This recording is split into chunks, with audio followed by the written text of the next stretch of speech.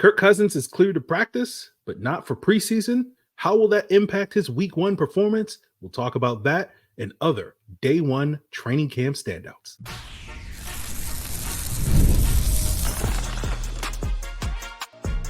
You are Locked On Falcons, your daily Atlanta Falcons podcast.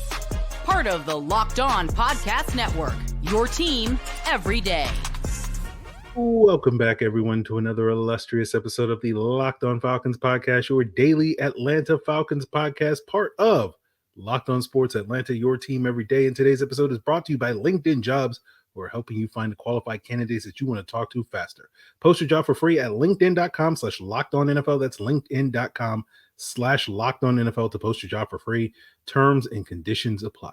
So if you don't know me, I'm your very humble host, Aaron Freeman, a.k.a. Mr. Drew, a.k.a. Sirius Black, a.k.a. the Jolly Green Giant, a.k.a. the iron that sharpens the iron, a.k.a. Mr.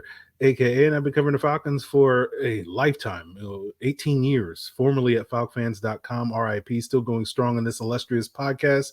And I thank each and every one of you that go strong with me as everydayers, makes it your first listen or your first watch each and every day. And if you want to become an everydayer and, be part of my heart, all you got to do is subscribe or follow for free on YouTube or wherever you listen to podcasts. So if you are checking us out on YouTube, you know who our guest is. But for those on the audio side of things, we have Jarvis Davis, the hardest working man behind the scenes in terms of Locked On Sports Atlanta and the Locked On Podcast Network. You guys don't know all the things that Jarvis does for us, but today he's out here running around in these Atlanta Flowery Branch streets, checking out training camp day one. We'll get Jarvis's thoughts on the first day of training camp, but sort of the big story is Kirk Cousins cleared for practice, although Raheem Morris indicated that there may be some days where they sort of pump the brakes and limit him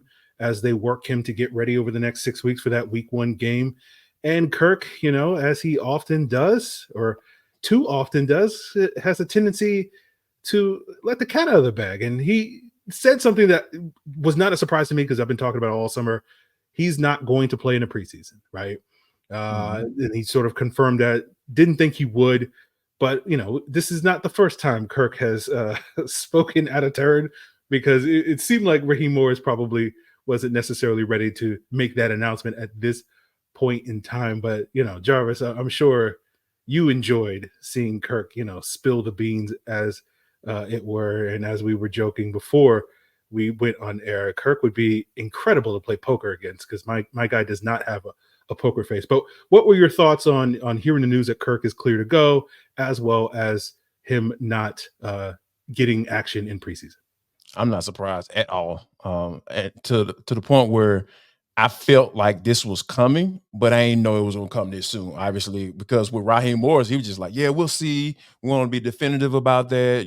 We haven't necessarily made that decision just yet. He was just telling us all the things that, coaches are supposed to say when you probably made a decision. You just don't want to feel like putting it out there just yet. But Kirk, good old Kirk, man, good Kirk O'Chains, baby. He came up in that thing, it's just like, yeah, I want to play, but I don't know if that's necessarily going to happen, So for him to just come out and put it out there like that, it's kind of interesting. But in all seriousness, though, I do feel like he has to get some type of mental affirmation that, when that heat start coming and guys start crawling around my legs and all that stuff, I'll be able to, either climb the pocket or, do a loop-de-loop and get out of the pocket and make a throw on the run.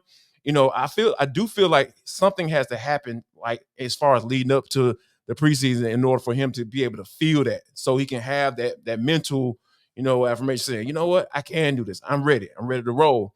And I think that, the prime spot for that is joint practice against Miami. When 11-on-11 comes around, like those, obviously you stay off the quarterback, but I feel like for him to be able to feel that pressure and react, that's going to be key for him, because you don't want him doing that in the first game against the Pittsburgh Steelers. We talked about this on the Atlanta Sports Party. It's just far as like, that is not a test that you want to, take, on Sunday against the Pittsburgh Steelers with Arthur Smith as the offensive coordinator trying to, in all his power, he's going to try to put as many points up on that defense as he possibly can. I'm sure he is. And I'm sure Mike Tomlin wants him to do the same thing because we know that defense is going to be rolling, with TJ Watt and company, those guys, man, those guys are going to be coming. So you don't want him to kind of ease his way into the game in game. I feel like the prime opportunity for them to do that would be in those joint practices against the Miami Dolphins.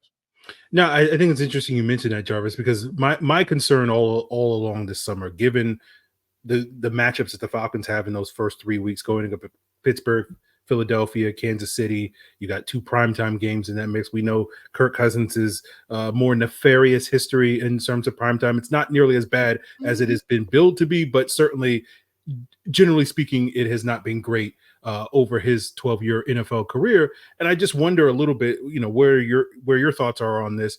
I've been wondering a little bit with Kirk not getting preseason. I wonder how many of the starters are going to get preseason. I've talked many times over the summer that, the McVay disciples don't typically play in the preseason. I know Raheem Morris has a more extensive background than just purely being a McVay guy, but you do wonder, spending the last couple of years there, whether or not he's sort of adopting that strategy of, like, we don't play the starters. And I'm just wondering, like, is that setting up the Falcons to kind of get off to a slow start, especially with Kirk coming off the Achilles? How much of is that a concern for you that, we will sort of be operating in those first 3 games like an extended preseason, going up against, some potentially premier defenses and defensive lines? I'm with you on that, but I think that there's ways you can kind of curb that, right, by running the ball a little bit more. So, and not necessarily dropping back, throwing it 35, 40 times a game. You know what I mean? Having a lead so you don't have to throw the football. Those are some of the things that I feel like they can, kind of curb that easing into this situation, because we know Zach Robinson is a first-year play caller, right? And, I know you probably feel the same way, man.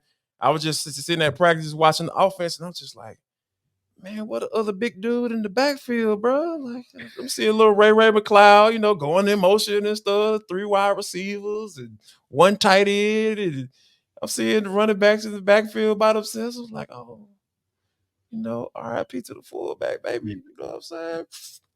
Oh, I'm devastated, Jarvis. I've been depressed all afternoon thinking about it. 27 years the Falcons have had a fullback in their offense, going all the way back to Christian in 1997. And it's an end of an era. But I agree with you. I think the run game, the offensive line play is going to be real critical early in the season. That those and we talked about it last year. We've talked about it this offseason. Like, the offensive line did not get off to the greatest start last year. And, like, you can't necessarily have that given some of what we're talking about, where you may not have your passing attack firing on all cylinders coming out week 1. And so you really need your run game and your offensive line to step up in a major way. But, that being said, talking about the trenches, I know, Jarvis, you're a big fan of the trenches, and I want to pick your brain on some day one standouts and sort of, watching the trenches in this first day of practice, sort of maybe some guys that stood out to you, maybe some things you noticed. We'll talk about that with Jarvis Davis as we continue today's Locked On Falcons. But first, guys, I got to tell you, passion, drive, patience, it is the formula for winning championships, and it's also what's going to keep your ride or die alive.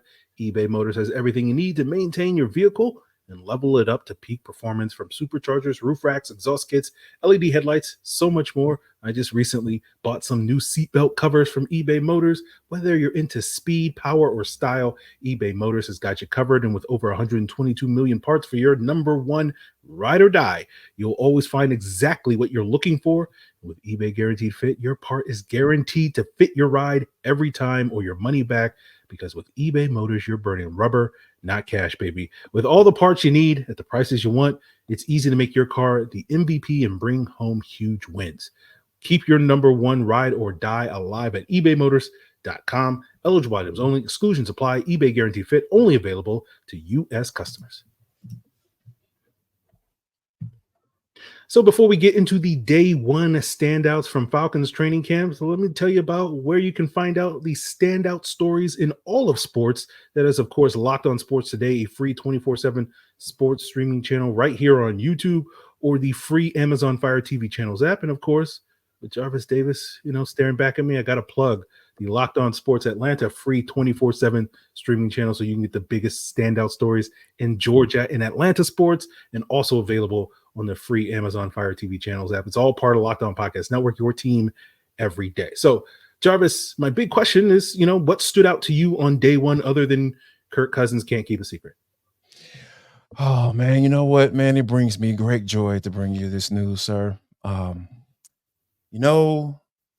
Falcons drafted an edge guy in the 3rd round of the NFL draft, 2024 NFL draft.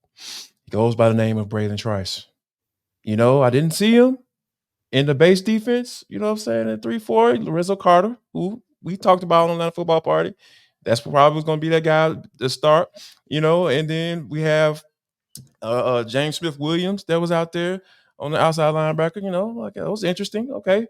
But, when that nickel package came in, Aaron, guess who was out there? Bralen Trice and Arnold Ebiketie. Yes, and they kept them together. Every time they came in together, I was just like, yes, my master plan is coming together. To see those guys out there, man, I really feel like it's something special. I know you probably don't like Bralen Trice. I know how you get sometimes.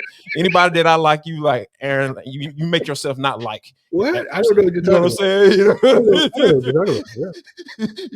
about. But yeah, man, I feel like that's the perfect role for him right now, because obviously it takes a lot more to be able to play that base and, come in and rush. Like, I think the specialist coming in to be able to be that guy to come off the edge and not give you too many responsibilities. Like, hey, man, just go do what you do. Yeah, I think that'd be a good role for him. But, yeah, that's one thing that just really stood out. I was like, oh, yeah, I see what y'all doing. I get it. I understand. And I think that's going to be something that'll be very interesting. Another thing is also, Clark Phillips and Mike Hughes was out there at the starting corner opposite AJ Terrell, getting those first team reps. So I think that was one thing that kind of like, oh, okay, and Raheem Morris is kind of giving us some little nuggets along the way when he was being asked about corner and bringing guys in, potentially a veteran guy, or signing a veteran guy off the street, or Stephon Gilmore, he's still out there or whatever. But I think when you think about it from that standpoint of saying things and speaking on guys, saying, hey, I watched this film and I like what I saw. Like, Raheem Morris is a guy that, hey, he means what he says and he says what he means. So to see him out there and having Clark Phillips kind of cross-train at nickel and outside, which I feel like Clark is a guy that just from a long-term stability in the NFL, that's probably where the spot where he needs to be, in that nickel spot, because I think that being able to play that spot probably he has a little bit more value as far as his long-term stability in the league, especially at that size. I feel like that'll be a good landing spot for him. It's just that, hey, he got some hurdles because, D Alford holding it down right there. So, but yeah, I think that, those young guys getting those opportunities to early on in camp to shine, because once the pads get put on, we know that has a potential to change. So yeah, it was cool to see Bralen Trice out there, and also Clark Phillips cross training and nickel in the outside spot. Yeah, no, I agree with you on Clark Phillips. That's been my big issue with Clark Phillips, is that if he does wind up being the starter on the outside long term, he's going to be probably the smallest outside corner in the NFL and probably ever, as far as in history. Yeah.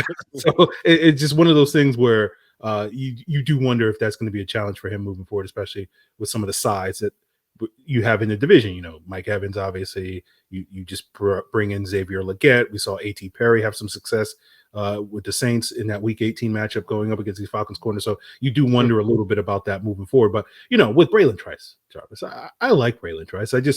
I see him more as a pressure guy, like, rather than a true sack artist. But, at this point in time, like, the thing I always say whenever I'm talking about sack artist, I didn't say sack artist. I just said I like what he brings to the table. And those type of guys, they tend to do well in the league. Yes, that's fair. That's fair. I just, what I was going to say is just like, when it comes to the Falcons pass rush, beggars can't be choosers. So if you can get pressure consistently, like, look, we've seen teams with the Falcons that can't get Grandma pressure. Nana up in that thing. As long as she can get home on third long, man, I will give her 2 flying flips on a rolling donut who's doggone line up on third down. Like, get home. Can you get home?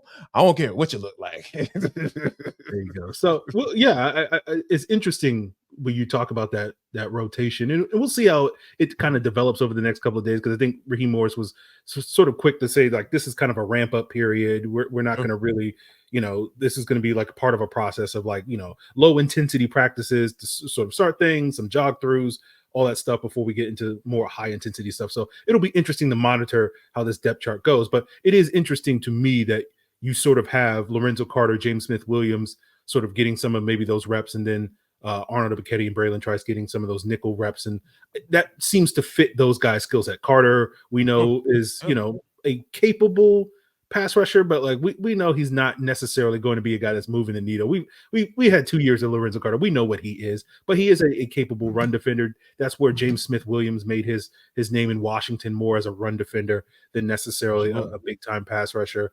And you're just kind of hoping that Ebiketie and Bralen Trice make that step forward. We're really counting on those guys to kind of bring that outside pressure. So it is nice to sort of see maybe some early returns for those guys.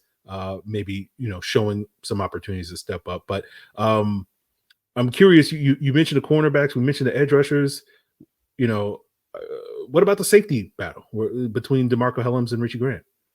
I think it was interesting to see Richie Grant out there starting. Obviously, being a second round pick. I know this regime didn't pick him, so to speak, but you have to.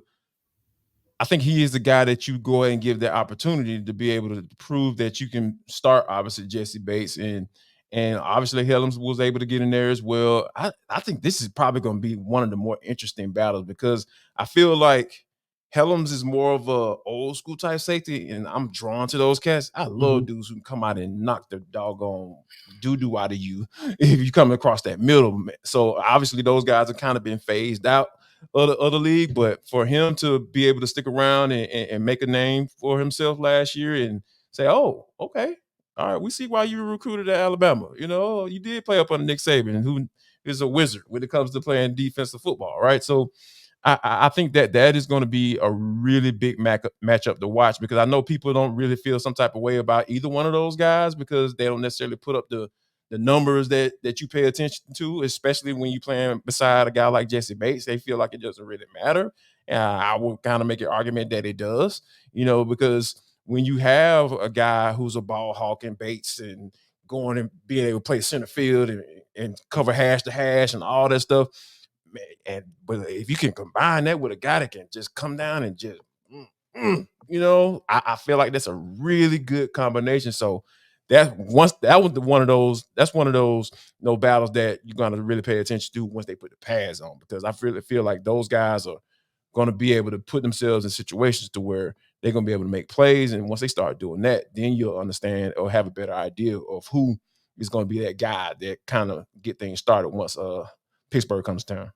Yeah, I think that's true. And then speaking of battles that may take another step with the pads come on, since we're talking to Jarvis, we got to talk about linebackers. And, he always has thoughts on Troy Andersen versus Nate Landman. And so we'll pick Jarvis's brain on where that stands one day into training camp as we wrap up today's Locked On Falcons. So in the NFL, you're trying to find quality professionals that fit your team. That's really what training camp is all about, finding out which 53 professionals fit your team. And the same is true for your small businesses, but you don't have to go down in Georgia and sweat in the heat or, get dumped on by the pouring rain because you have LinkedIn Jobs. They have the tools that are going to help you find the right professionals for your team faster and for free. LinkedIn isn't just any old job board. They're going to help you find quality professionals that you can't find anywhere else, even those who aren't actively searching for a new job, but just might be open for that perfect role in any given month. Over 70% of LinkedIn users don't visit other leading job sites. So if you're not looking on LinkedIn, you're looking in the wrong place. On LinkedIn, 86% of small businesses get a qualified candidate within 24 hours. hours. Hire professionals like a professional on LinkedIn. Post your job for free at linkedin.com/LockedOnNFL. That's a linkedin.com/LockedOnNFL to post your job for free. Terms and conditions apply. So we are joined here with Jarvis Davis, and Jarvis made a comment earlier about me liking guys that he doesn't like, or he likes guys and I don't like those guys. And one divergence in our opinion is on the linebacker position. Not on Caden Ellis, but who should be the other linebacker stepping up next to Caden Ellis? I'm a believer in the potential of Troy Andersen. Jarvis has obviously acknowledged that sort of potential, but he just hasn't seen it yet on the field. And he's more a believer in, hey, Nate Landman's tried and true. Why not get him out there on the field? So I'm just curious, Jarvis, to pick your brain, one day into training camp, where are you at with this linebacker core, at least at that other linebacker spot next to Caden Ellis? I'll continue to say, man, that Troy Andersen has a lot to prove in these next, 6 weeks or so, because that's the thing about everybody wants to talk about, and I know you pointed out as well, just the athletic ability, the speed, the versatility, all that good stuff, right? All the little buzzwords when you talk about linebackers who can run really fast. It has to apply, right? Because when you think about being in that nickel spot, being that guy, that's 75% of the plays nowadays in the league, man. So, even the offense that they're going up against now, I talked about, shedding the tear for the fullback position, like Zach Robinson was in that mug 90-some% of the time, Jack. I think I saw 12 personnel once. That was pretty watching it with intent. I was like, hey, man, like, this is where we are. Golly, it's all good. But, that hurt me, man. It's going to take me a little while to get over that, as you can see. But I think if Nate Landman is out there in that particular package, like, you got to have some concern. You have to, because being able to cover, that's not necessarily his strong suit, but guess what? He's in the game because of the knack for finding the football, behind the line of scrimmage, right? Not necessarily turning around and running and finding guys and getting tackles and stuff. Like I've probably made some jokes in my head, on Atlanta Football Party about, Troy being Keith Brooking-ish, it's just like, okay, he got a lot of tackles, but like, what kind of impact did he have? I know Nate Landman, he does that. And I know it's Landman, I call him Nate Landman. Nate Landman has established himself as a playmaking linebacker who has his faults. And Troy Andersen has to come to the table and say, you know what? I can be the guy that y'all wish Nate Landman can be when it comes to being in coverage and when it comes to making plays on the football in coverage, right? Because that's the next level that you will hope that Nate Landman can get to, but he just doesn't necessarily have the athletic ability to get to. So if he can figure out a way to say, okay, I might not be whole enough to be able to be on that first and second down, but man, God dog it, when it's third down, when it comes to coverage and being able to blitz and put the quarterback on the ground, I'm your guy. And I feel like he has to prove that. And if he does, I'll be cool. You know what I'm saying? Like, I would prefer him to be a 3-down linebacker, but if he can come in and get some sacks, get some coverage, some breakups, and all some PBUs, man, shoot, I'll be all on board for Troy Andersen, man. And I feel like he has the athletic ability to do that.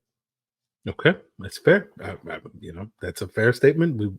We won't get into any fights here on Locked On Falcons about linebacker stuff. But my last question to you, Jarvis, is it's a little rainy today in Flowery Branch. It seems like the weather is going to be a little rainy these next couple of days, and I'm shocked because the Falcon training camp is notorious for that Georgia heat. We've seen a couple of players retire, but I think the bright side of the sort of gloomy weather is without the Georgia heat, that probably means Eddie Goldman's probably not going to retire for the 14th time this time. So we actually might have a chance to see Eddie Goldman suit up for the Falcons this summer for the first time in forever, just because that Georgia heat is not going to cause him to retire like it did. Who was it, Lance Moore a couple of years ago and whatnot.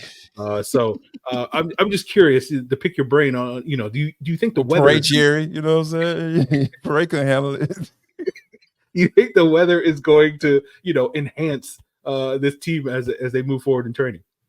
Man, you know what, man? It's funny that you mentioned Eddie Goldman because I promise you, I was sitting up here, I got my little rock and like going through and had my little highlight like I normally do. I was like, dang, man, got nothing to write with. So like, all right, I'm gonna have to use my little brain today.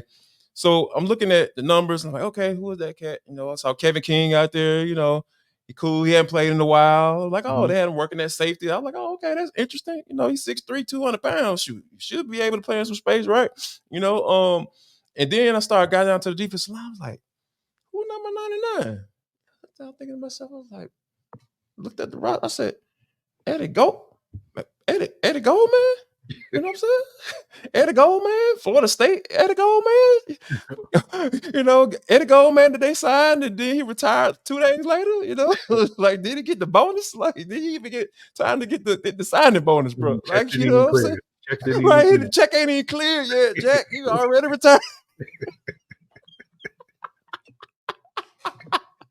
Look, I tell you, Georgia Heat is undefeated, man. It's undefeated. Yeah, man. It's this humidity, bro. Like, oh my gosh, dog. Like, yeah, if it stays like this with that overcast, man, shoot, man, Eddie Goldman, dog, gonna mess around and make the Pro Bowl this year, dude. Like, that dude ain't going nowhere. He's like, it's different now. You know what I'm saying? Is it global cooling that we're dealing with now? So yeah, man. But it was. I think it just goes to show you how it kind of makes sense what Raheem Morris was talking about today, is as far as ramping up Grady, not necessarily throwing them full speed, full reps, all that stuff. And it goes to show you that, man, they're going to really ease him in. And if Eddie Goldman can pick up 3-4 extra snaps that Grady doesn't have to take, more the better, man. Because like when you think about what Grady brings to the table and just being out there, yeah, they need him, man. They got to have him. And David Onyemata, we saw him, and I kind of break down a little bit too, because those guys 30 plus, man, like it's going to happen. You're going to start breaking down and not necessarily be the player you were at 25. So for anybody that can have in here and bring in here and make the squad and say, hey, I can spell the two big dogs for 3 or 4 snaps a game, or 10 snaps a game, or 12 snaps a game. That is going to go towards them being healthy for the entire season. And if Eddie Goldman could do that, man, he's more than worth the contract that they signed him for. Absolutely. So, Jarvis, any last little tidbits before we duck out of here? Yeah, man. Football is back, Jack. Okay. Good to hear. Here. Can't wait to put the pads on. When they go put the pads on, I was trying to decipher what Raheem Morris was saying. I was just like, oh, okay, high intensity. Yeah, that sounds like pads to me. I will be out here when that happens. So I just want to make sure, Jarvis, you're not trying to put the pads on, are you? No. Okay, all right. You seem to get a little excited, like you about to strap on a Guardian helmet and go out there and practice. And I was a little nervous because I'm just like, I don't know. I'm excited to watch. Okay, sir. All right. Yes. Okay. So to be up here thinking about putting on pads, sir. For those of you that are excited to watch more about Falcons training camp, of course, you can catch Jarvis as well as Tanitra Batiste and others over at Locked On Sports Atlanta. Of course, it's not just Falcons training camp. Braves, Georgia's season's coming up. The Hawks, whatever the Hawks are up to. Zachary Sachet. Go check it out. Locked On Sports Atlanta, part of Locked On Podcast Network. And of course, we'll be back on Monday, unless something crazy happens. Hopefully nothing crazy happens over the weekend, but we'll be back on Monday to give you a recap of the next couple of days of training camp. So make sure you continue to make Locked On Falcons your first listen. All you got to do is subscribe or follow for free on YouTube or wherever you get your podcasts. Check out Locked On Sports Atlanta, Locked On Sports Today, Locked On Hawks, Locked On Braves, Locked On Bulldogs. It's all part of Locked On Podcast Network, your team every day.